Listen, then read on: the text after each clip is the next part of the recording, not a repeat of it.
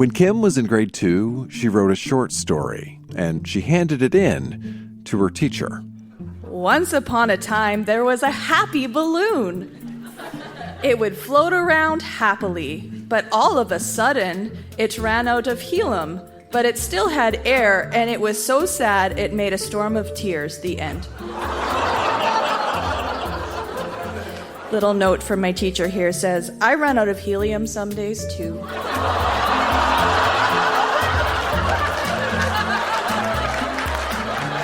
That's Kim reading a grade 2 creative writing assignment. I'm Dan Meisner, and this, right now, it's Grown Ups Read Things They Wrote as Kids. How are you doing tonight?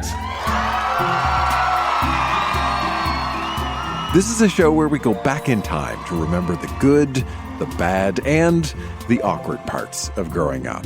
This time recorded live at the Broadway Theater in Saskatoon. We have a pop star ransom note, a magical jungle mouse, romance at the hockey rink, and much more. So why look back at this stuff? Well, because sometimes the best way to understand who we are is to try and understand who we were. So think about who you were when you were a kid, and stick around.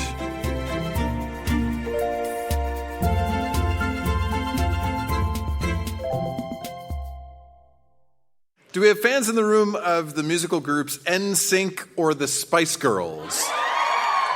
I asked that question because Kim, who you heard at the beginning of the show, Kim brought a second piece of writing related to the pop stars NSYNC and the Spice Girls. And it's sort of an unusual piece of pop star writing because it's a ransom note. This ransom note was painstakingly crafted out of individually sliced out letters from magazines created for grade 7 creative writing class.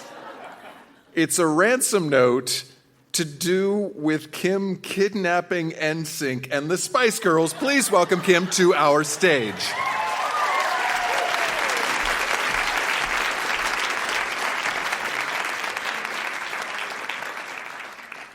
Here it is.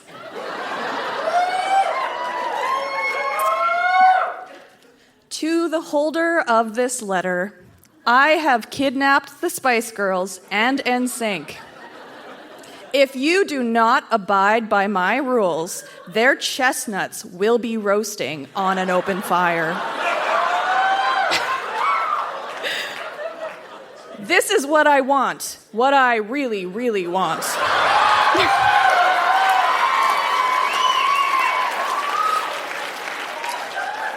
$2 million cash. Leave it on the front steps of the abandoned warehouse at the stroke of midnight. However, if you choose to disobey these rules, I'll be tearing up their hearts. Till they are crying, Mama. I might not even stop then. I might continue till they suck in their last breath of air. That's not all. I'll bury all in shallow graves around the city.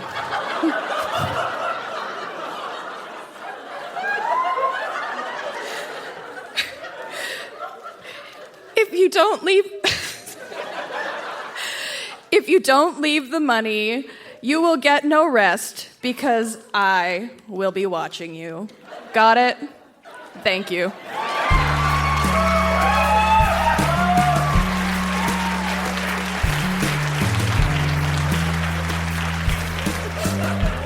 You handed that in to a teacher? Apparently she got an A. One more time.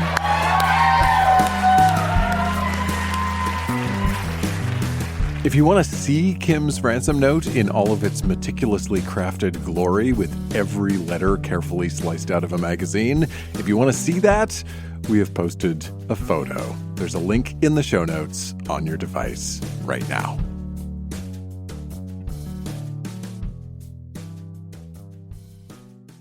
Our next reader, Juliana, described herself as an urban-raised Indigenous girl. And at our Saskatoon show, she shared a few entries from her teenage journals, all about her summer vacations to the James Smith Reserve. Live on stage in Saskatoon, here's Juliana. August 1977. No, I'm not that old, but I am. Dear Diary, what a day. I'm so itchy.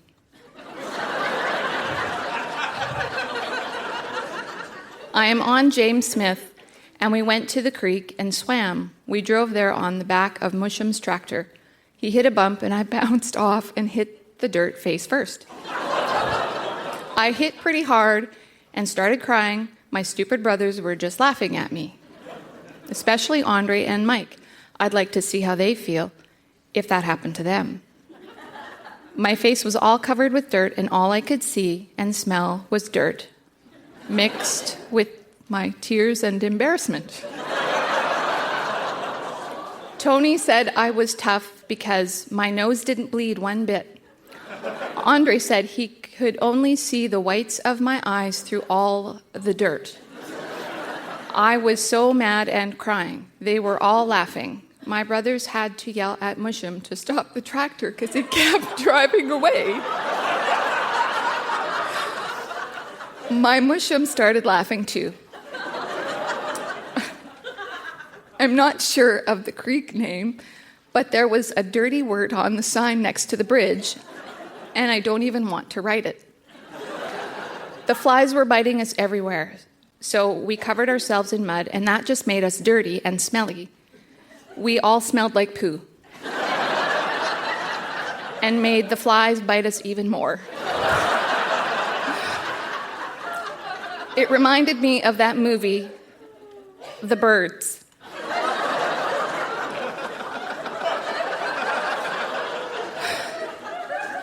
I'm not sure who it's by, but it was on the movie channel. I was told not to tell anyone we were stealing cable.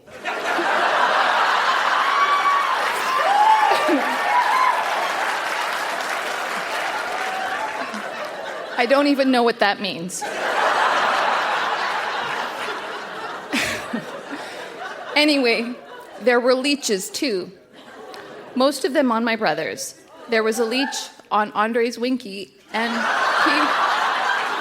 he screamed and cried. There were several on Mike's butt. I was laughing so hard because they were all taking off their shorts to check their bodies. Andre told me to shut up or he'd kick me in the head. Such a jerk. That'll teach them for laughing at me for flying off the tractor. We walked back to Musham's. We were thirsty. Mom said we can't drink the water or we'll get sick. Musham had freezies for us. Well, that's all. I'm tired, Diary. August 1993. Dear Diary, I'm on James Smith. It's so boring here. You still can't drink the water here. I miss Dawson, the gym, riding my bike. Today we went to a powwow, and there aren't any cute boys out here. Well, there was one. Mom told me he was my cousin, though. I asked how distant a cousin.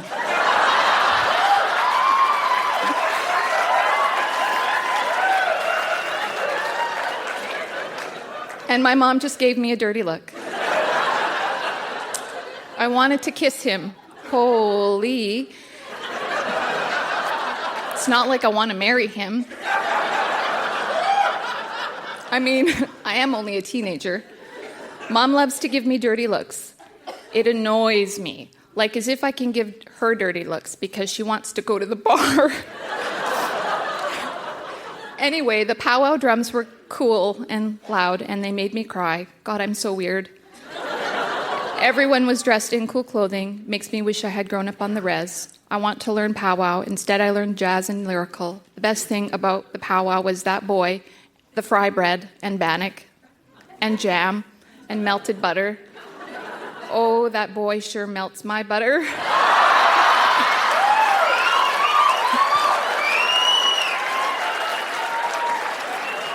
Hole. Ha ha ha ha. It was such a hot and sweaty day, if you know what I mean. So dusty here too. Well, good night, dear diary. It's this very last short one. Well, we are staying on James Smith for the car bingo on Friday, and we're leaving Saturday. I'm really sad about this because I'm going to miss the men's softball tourney. My only opportunity to scope guys out here, unless you're going to your mom's great aunt's daughter's house to oogle her foxy 27-year-old son who told me he was making bannock and while stirring moose meat stew. And he told me he was on a local hockey team. Isn't that just so hot? And let's be honest, in my world, if you can cook moose meat stew and play hockey, that's an automatic in.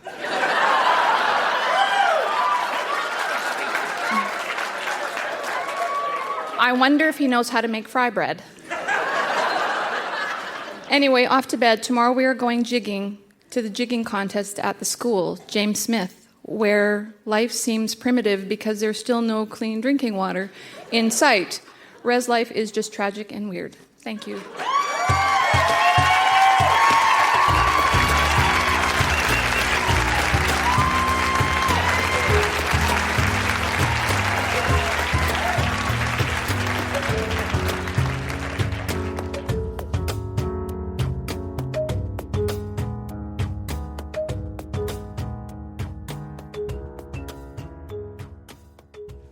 Our next reader is Kurt, and when Kurt was in 3rd grade, he wrote a short piece for creative writing. It is all about a magical mouse who fights a lion in the jungle. Please welcome Kurt to our stage.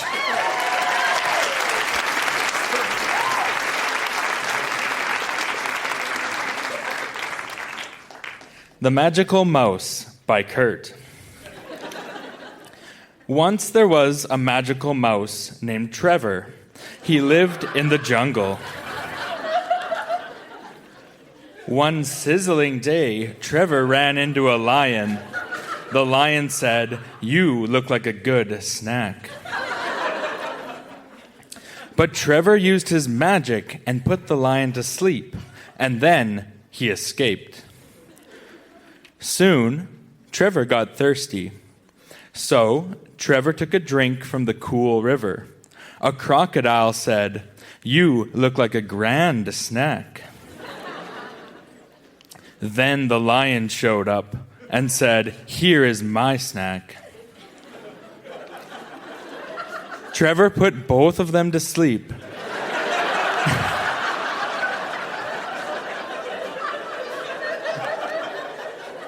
Then he shrunk both of them to the size of a beetle. "Ha ha ha," says the mouse. When the lion and the crocodile looked up at Trevor, Trevor grinned from ear to ear and said, "You look like a good snack." The lion and the crocodile were frightful. They never expect to be gobbled up by a mouse. Says the mouse, "I'm fat."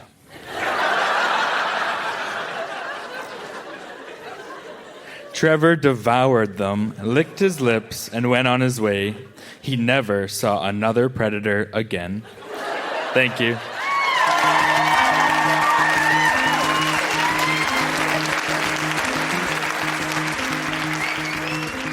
Between the sizzling days, grand snacks, and cool rivers, I am willing to hazard a guess that somebody had completed a unit on adjectives. That was really fun.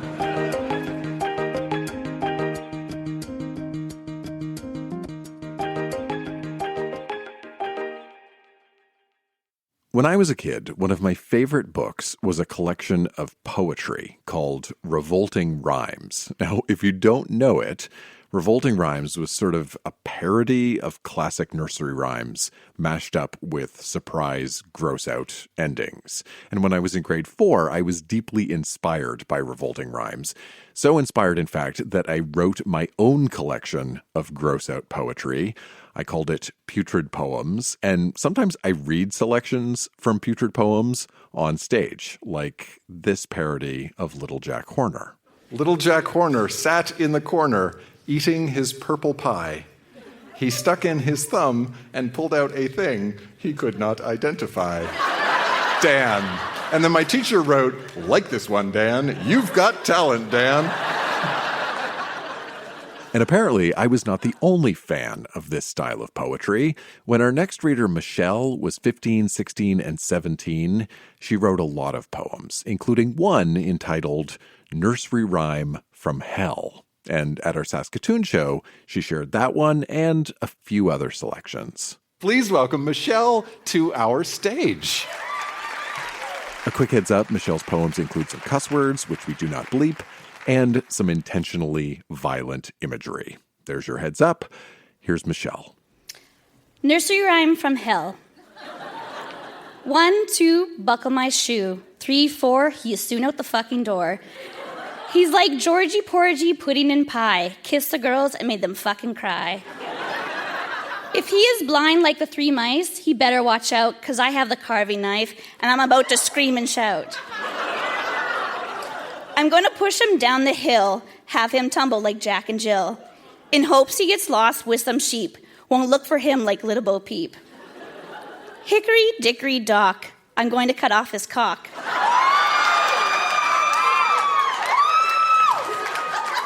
Make him sit in a damp corner with plum thumb Little Jack Horner.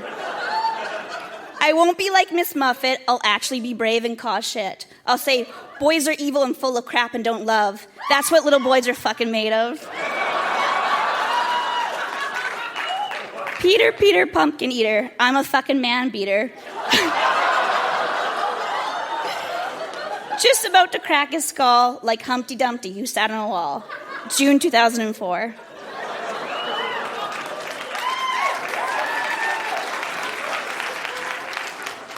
Father, you sometimes piss me off. What am I supposed to do? You won't let me go on the phone. No one can do anything, and Jan isn't home. That's my sister. I seriously don't have a lot of friends. I'd rather not watch TV and rot my brain. I did some puzzles, books, and cleaned my room. Now what am I to do? So now you won't let me talk on the phone. You are so stupid. I am not abusing the bundle. You obviously don't know why we have one.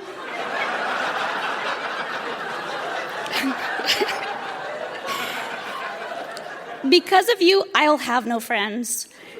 You make me so mad. I hope you read this and realize how much of an ass you can be.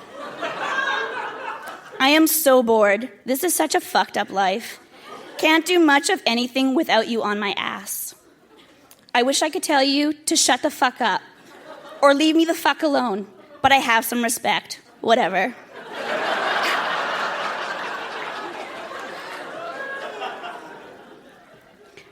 Somebody else. I wish I could be somebody else. I find it too hard to be me. People find me annoying. If I was somebody else, would my friends like me then? I'm what people call a loser and a loner that has loser friends. I don't go out too much. If I was somebody else, would I be popular then? I'm smart and behave good. People might call me a nerd. I get good grades. If I was somebody else, would I be liked for intelligence or looks then? I get pushed around. Asshole guys think they can pick on me. I'm a little wimp with no confidence. If I was somebody else, would I be brave enough then? I wonder if somebody would want to be me. If they did, they would regret it. They would be writing this poem. If I was somebody else, would I want it to be somebody else then? Thank you.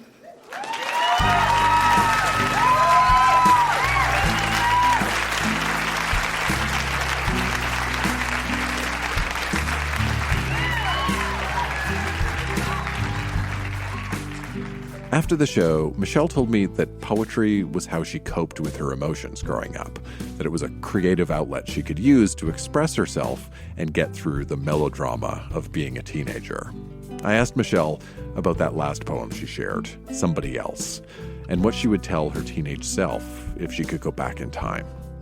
I would tell my younger self that being weird and feeling like you didn't have good friends and people picking on you made you who you are today, and that you find comfort in the weirdness that is life, and being strange with your little quirky voice. Being small and petite and being smart is actually a great thing, and don't let anybody else knock you down for it, because those end up being your strength when you're older and you become more confident as you grow up. And so don't let anybody else tell you anything different.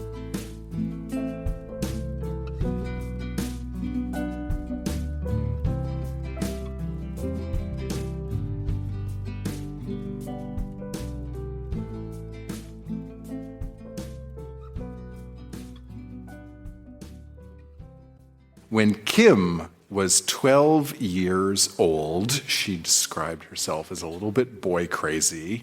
And tonight we are going to hear a few selections from her private diary. Before the show, Kim told me that other than a few people at her workplace who she practiced these with, nobody has ever heard these since she wrote them. Please welcome to our stage, Kim.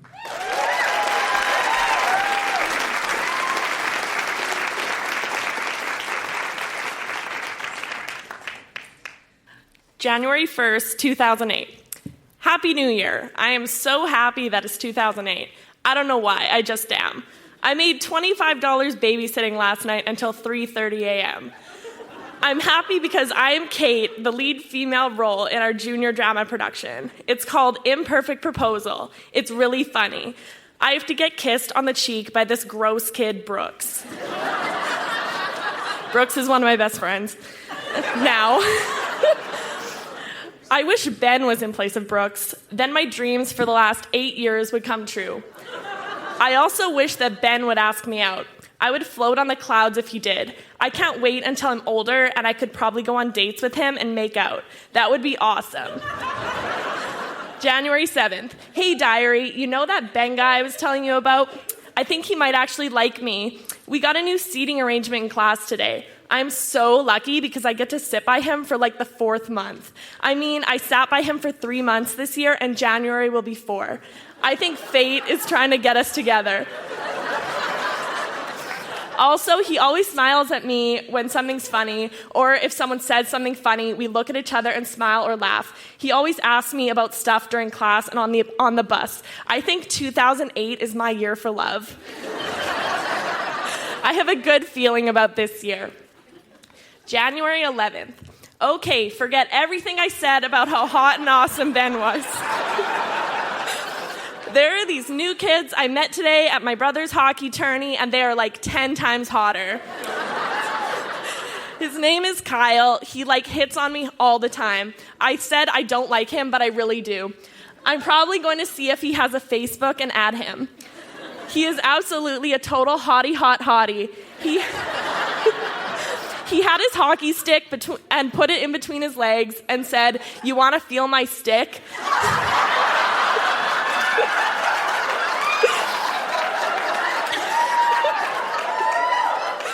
Even though I wanted to, I said no and walked away. I wonder if his school has dances. I would go with him. If Ben asks me out, I would say yes, but then after he asked me out, Kyle asked, I would say yes and then just dump Ben. It's the perfect plan.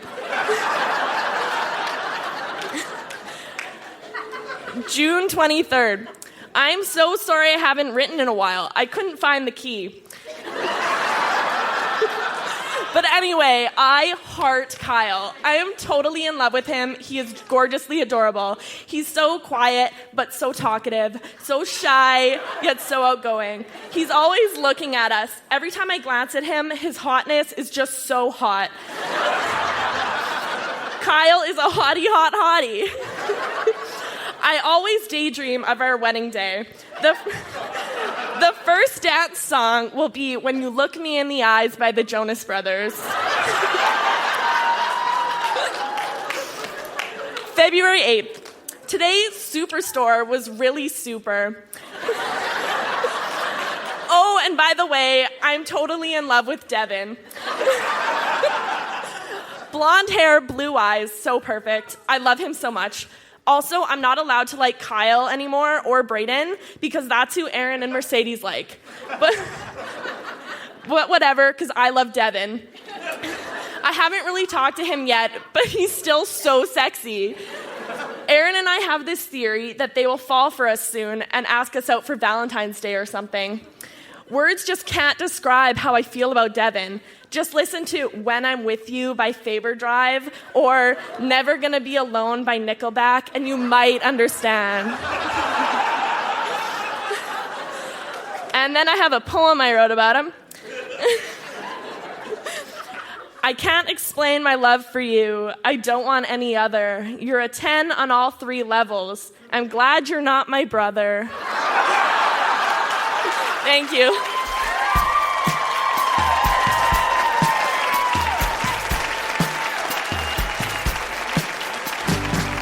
That has been our show, Saskatoon. Huge round of applause for everybody who read tonight. So good. Thank you to Barrett for doing sound tonight. Thank you to Anisha and Aaron and all the amazing volunteers here at the Broadway. Thank you to my wife, Jenna. Thank you to me, Dan Meisner. Stick around, say hello, get home safe, and then dig up your own kid writing. We'll see you soon, Saskatoon. Good night. Your secret's safe with me. If you're found on the grounds of the school, I'll be dead. I hear them chanting off with his head. Oh, dear diary, you didn't hear it from me, but I know something I should know, and you're the only one I can tell. I was told not to tell anyone we were stealing cable.